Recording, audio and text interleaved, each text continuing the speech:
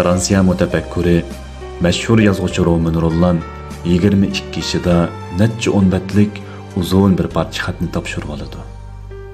Xat yozgan kishi nomi jahonga mashhur, yashi 60 dan oshgan Lev Tolstoy edi. Xatda Tolstoy Roman Rollan so'ragan savollarga javob bergan edi. Yana uni adabiy ijodiyat bilan shug'ullanishga qizg'in ilhomlantirgan edi. Ham uningga insoniyat uchun adabiyot san'at bilan shug'ullanmay bo'lmaydi.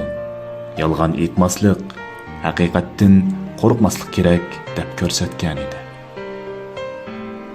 Roman Rollanga bu xat bepoyon olamga ichilgan bir eshik bo'lib tuyuldi. Uni bir xil turmush ilhomiga erishtirdi. Shuning bilan u adabiyot bilan shug'ullanishga bel bog'ladi. Keyingi kunlarda nurg'un asar yozib, sharaf bilan 1915-yillik Nobel adabiyot mukofotiga erishdi.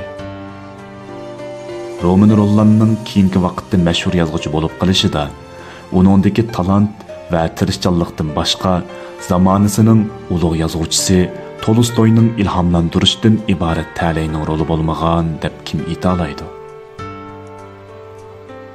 Turmushingizda sizga samimiylik bilan g'amxo'rlik qiladigan, sizga madad beradigan, sizni aslab turadigan kishilaringizning bo'lishi sizning hayotingizdagi ajoyib bir ta'lay.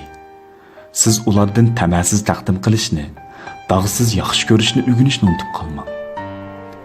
Turmushingizdagi bundoq go'zal imkoniyatning hammala odamga nisb bo'lavermaydiganligini his qila olmasligingiz mumkin.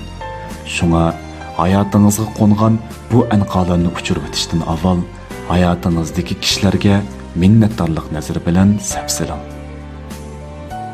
Navoda turmushingizda qalbingiz istagan kishilarning birini uchirtolmagan bo'lsangiz yoki atrofingizdagi ko'zlarning sizga faqat sovuq nazarda qarab turganligini bayqagan bo'lsangiz, bu sizning hayotingizdagi bir turlik taqdir.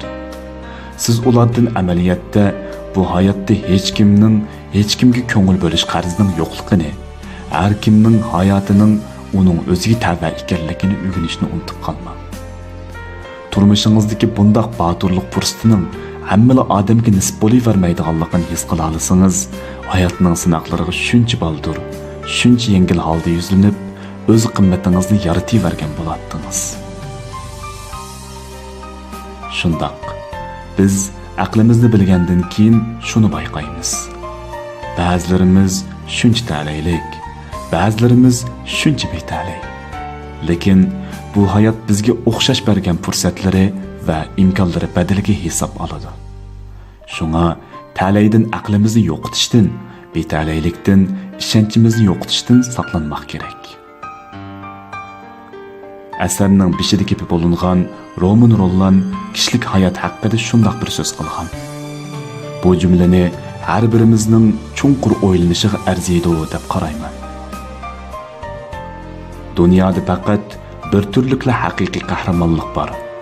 U bo'lsa-mu, turmushning haqiqiy tarafini bilgandan keyinmi, uni davomli qizg'in so'yishdan voz kechmaslikdir. Hayotni davomli qizg'in so'yish hayotimizdagi eng oqilona tanlash, o'zimizga bergan eng to'g'ri javobimiz.